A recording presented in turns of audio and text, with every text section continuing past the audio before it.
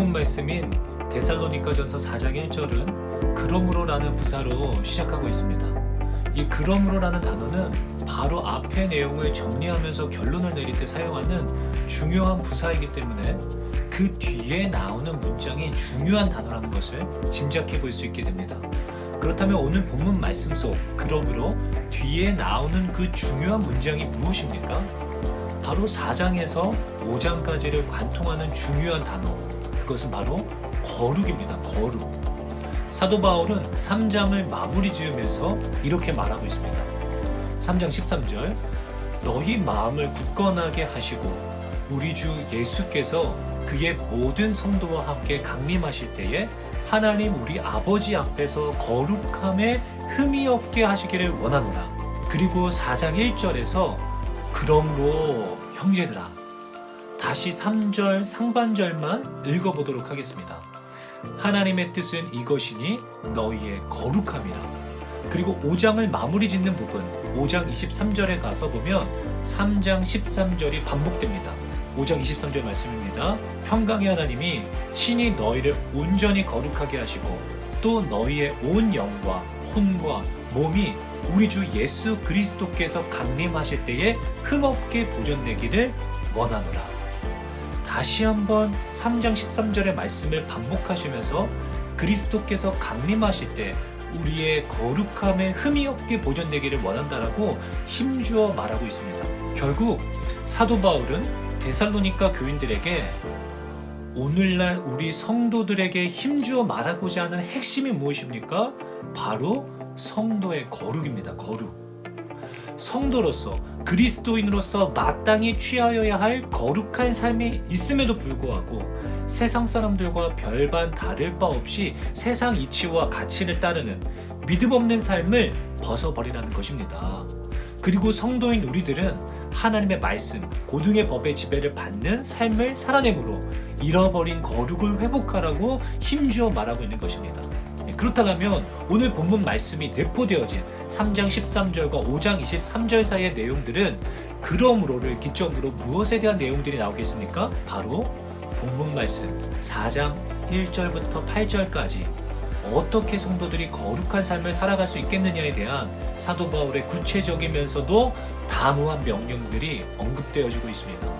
여기서 구체적이라고 하면 부부간의 성생활에 대한 이야기를 말하고 있고, 단호하다라는 것은 이 명령이 자신의 명령이 아니라 하나님의 명령이라는 것을 단단히 못 박으면서 이것을 어길 때 무엇을 어기게 되는 것인가에 대해서 분명히 말하고 있습니다.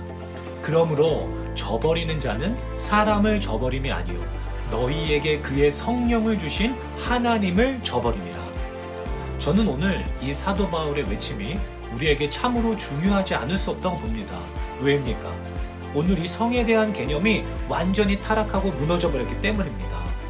사도 바울은 이러한 무질서한 혼돈 속에 빠져있는 데살로니가 교인들의 거룩을 위해 단호히 명령하고 있습니다.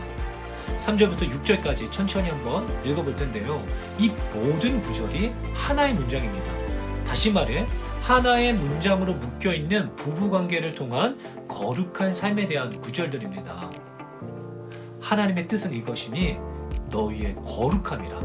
곧 음란을 버리고 각각 거룩함과 존귀함으로 자기 아내 대할 줄을 알고 하나님을 모르는 이방인과 같이 세욕을 따르지 말고 이 일의 분수를 넘어서 형제를 해하지 말라. 이는 우리가 너희에게 미리 말하고 증언한 것과 같이 이 모든 일에 주께서 신원하여 주심이라. 먼저는 음란을 버리고 각각 거룩함과 존귀함으로 자기 아내를 대하라는 것입니다. 3절, 하나님의 뜻은 이것이니 너희의 거룩함이라. 곧 음란을 버리고 각각 거룩함과 존귀함으로 자기의 아내에 대할 줄을 알고. 사도 바울은 성도들의 거룩을 위하여 음란을 버리고 자신의 아내를 거룩함과 존귀함으로 대하라고 명령하고 있습니다. 음란을 버리고 거룩함과 존귀함으로 자신의 아내를 대한다는 것은 어떻게 대하는 것을 말하는 것일까요? 이에 대해서 사도 바울은 하나님을 모르는 이방인들과의 삶과 대조하여서 이 거룩을 설명하고 있는데요. 바로 다음 구절인 5절 말씀입니다. 5절, 하나님을 모르는 이방인과 같이 세욕을 따르지 말고. 이것을 통해 음란을 버리고 자신의 아내를 거룩함과 존귀함으로 대하라는 명령이 어떤 명령인지 분명해졌습니다. 무슨 말입니까? 바로 자신의 아내를 음란을 버리고 거룩함과 존귀함으로 대한다는 것은 인격적인 대상으로서 존귀하게 거룩하게 여기라는 것입니다. 인격적인 대상으로서. 반대로 이방인들은, 세상 사람들은 세욕으로 아내를 대하고 있다는 것입니다. 이게 무슨 의미입니까? 바로 충동적인 정욕으로만 성욕을 채우기 위한 대상으로 자신의 아내를 대하는 무례하고 비인격적인 행위를 일삼고 있다는 것입니다. 그렇기 때문에 사도 바울은 이방인들과 같이, 세상 사람들과 같이 똑같이 살아가지 말고 성도로서 마땅히 거룩하고 존귀한 인격적인 대상으로 자신의 아내를 대할 것을 명령하고 있는 것입니다. 너무나 맞는 말 아니겠습니까? 그런데 여기서 끝이 아닌 것이죠. 이렇게 4절과 5절이 함께 묶여서 그 의미가 분명해졌는데 6절이 약간 의아스럽습니다. 왜냐하면 부부 생활과 별로 관계가 없어 보이는 문장으로 6절이 묶여있기 때문입니다. 6절 말씀입니다. 이 일에 분수를 넘어서 형제를 해하지 말라. 이는 우리가 너희에게 미리 말하고 증언한 것과 같이 이 모든 일이 주께서 신원하여 주심이라. 단순히 이 말씀을 볼 때 그 의미가 불분명하지만 이 말씀 구절을 바로 앞에 있는 구절인 4절과 5절 한 문장으로 묶어서 그 의미를 해석해 볼 때에 그 의미는 분명해집니다. 바로 앞 말씀인 5절과 함께 이방인들과 같이 세욕으로 자신의 아내를 대하기 시작한다면 우리 성도들의 거룩은 훼손될 뿐만 아니라 세욕으로 충동적인 정욕으로 대하기 시작하면 분수를 넘어 형제를 해하게 된다는 의미입니다. 좀 더 구체적으로 말한다면 아내에 대한 충동적인 성행위는 결국 다른 형제 아내까지 탐하게 되고 따라서 형제를 해롭게 하고 속이는 일까지 가능하게 한다는 것입니다. 바로 여기에 충동적인 정욕에 색욕에 따라 이끌리는 삶이 얼마나 우리의 삶을 피폐하게 만들고 거룩하지 못하게 하는지, 가정을 깨뜨리게 되는지 분명하게 말하고 있습니다. 이러한 자들은 하나님께서 6절 하반절에 신원하여 주시니라, 심판하신다라고 말씀하시고 있습니다. 오늘날 이 문제가 너무나 심각합니다. TV나 인터넷, 영상 매체에서나 어디를 보아도 이제는 더 이상 남자와 여자와의 부부관계가 부부라는 관계 가운데 이루어지는 아름답고 고결한 생명을 잉태하는 신비스러운 하나님의 선물이 아니라 단순한 만남 가운데에서도 너무나 쉽게 이루어지는 상대방을 거룩함과 존귀함으로 대하며 관계하는 것이 아니라 자신의 정욕에 이끌려 관계하고 헤어지는 너무나 가벼운 것이 되어져 버렸습니다. 이제는 이러한 것들이 전혀 아무렇지 않은 것들이 되어버렸습니다. 세상이 그렇게 조장하였고 세상 사람들은 얼씨구나 좋구나 하고 그러한 흐름을 환영하였습니다. 그래서 이제는 혼전순결이나 첫날밤 이런 단어들이 굉장히 무색하고 고리타분한 단어들이 되어버렸습니다. 이러한 생각을 가지고 이야기하면 굉장히 시대에 뒤떨어지는 사람처럼 또는 굉장히 안타까운 시선으로 바라보는 시대가 되어버렸습니다. 여자친구와 남자친구와 해외여행을 가거나 하는 것들이 이제 아무렇지 않은 것들이 되어져 버렸을 뿐만 아니라 부러움의 대상이 되어버렸습니다. 그것에 대해서 이렇다 저렇다라고 얘기하지 못하는 그런 분위기가 되어져 버렸습니다. 그리고는 어떻게 되었습니까? 관통죄라는 것이 사라져버리는, 이제는 내 아내나 내 남편이 바람을 피워도 우리 어머니나 아버지가 다른 남자와 다른 여자와 관계해도 무방한, 국가에서도 묵인하는 죄가 되어버렸습니다. 그리고 이제 그 관계를 넘어서 이성이 아닌 동성 간에도 창조의 질서를 파괴하는 성행위마저도 합법화되어져 가는 그러한 사회 질서 가운데 우리가 살아가고 있다는 것입니다. 그러나 더 안타까운 것은 이러한 사회적 흐름이 교회 안에서도 조용히 들어와 함부로 이야기하지 못하는 암묵적으로 용인되어지는 죄가 되어져 가고 있다는 사실입니다. 사랑하는 청년 여러분, 오늘 하나님께서는 사도 바울을 통하여 그리고 저의 입술을 통해 단호히 경고하십니다. 7절 8절 말씀입니다. 하나님이 우리를 부르심은 부정하게 하심이 아니요 거룩하게 하심이니 그러므로 저버리는 자는 사람을 저버림이 아니요 너희에게 그의 성령을 주신 하나님을 저버림이라. 세상이 어떻게 변해가든 우리에게는 더 고등한 법이 있습니다. 하나님의 말씀이 있는 것이죠. 하나님께서 살아계시기 때문에 우리는 마지막 날 다 하나님의 심판대 앞에 서게 될 것이기 때문에 함부로 살 수가 없는 것입니다. 좁은 문으로 들어가라. 멸망으로 인도하는 문은 크고 그 길이 넓어 그리로 들어가는 자가 많고 생명으로 인도하는 문은 좁고 길이 협착하여 찾는 자가 적음이라.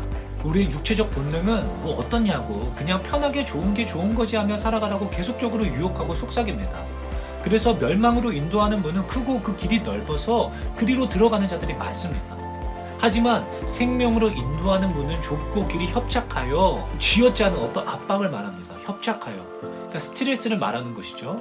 그러한 협착함, 압력과 스트레스가 있는 길이 생명으로 인도하는 길이라고 말하고 있습니다. 이 길은 힘들기 때문에 찾는 자가 적습니다. 사랑하는 청년 여러분, 여러분들은 세상 사람들과 섞여 있어도 다름이 드러나지 않는, 세상 사람들과 같이 대화하여도 불편하지 않고 거리끼는 것이 없는 혹시 그러한 삶을 살고 계십니까? 아니면 세상 사람들과 전혀 다른, 어쩌면 고리타분하고 고지식해 보이는 구별된 삶으로 거룩을 지켜내며 살아가고 계십니까? 세상 사람들과 차이가 없는 삶으로 오늘을 살아가고 계신다면 멸망으로 인도하는 넓은 길에 서 계신 것입니다. 반대로 나와 같은 모습으로 살아가는 자들이 별로 없는 것 같으십니까? 잘하셨습니다. 생명으로 인도하는 길에 서 계신 것입니다. 말씀을 정리하겠습니다. 세상은 점점 악해져 가고 본능에 충실할 것을 요구하고 있습니다. 그리고 우리의 충동적인 정욕을 분출시키도록 계속해서 도전해오고 있습니다. 그러나 성경은 예나 지금이나 순결한 삶으로 하나님을 경외함으로 거룩을 지켜낼 것을 명령하고 있습니다. 왜입니까? 우리는 거룩한 하나님 아버지의 자녀들이기 때문입니다. 세상 사람들과 다른 것이죠. 자신의 남자친구를 여자친구를 거룩함과 존귀함으로 대하십시오. 세욕으로 정욕으로 대할 때 우리의 거룩은 깨어질 뿐만 아니라 하나님의 심판을 받게 될 것입니다. 하지만 연애라고 하는 것을, 교제하고 있는 형제 자매를 하나의 인격체로 존귀히 여길 때 우리는 그 대상을 보호하고 진정으로 사랑할 수 있을 뿐만 아니라 하나님께서 창조하신 질서에 따라 아름다운 가정을 만들어 갈 수 있는 성경적인 아름다운 가정을 준비할 수 있게 될 줄로 믿습니다. 이것이 마땅히 성도로서 견지해야 할 자세요, 거룩한 삶인 줄로 믿습니다. 잃어버린 거룩을 회복하십시오.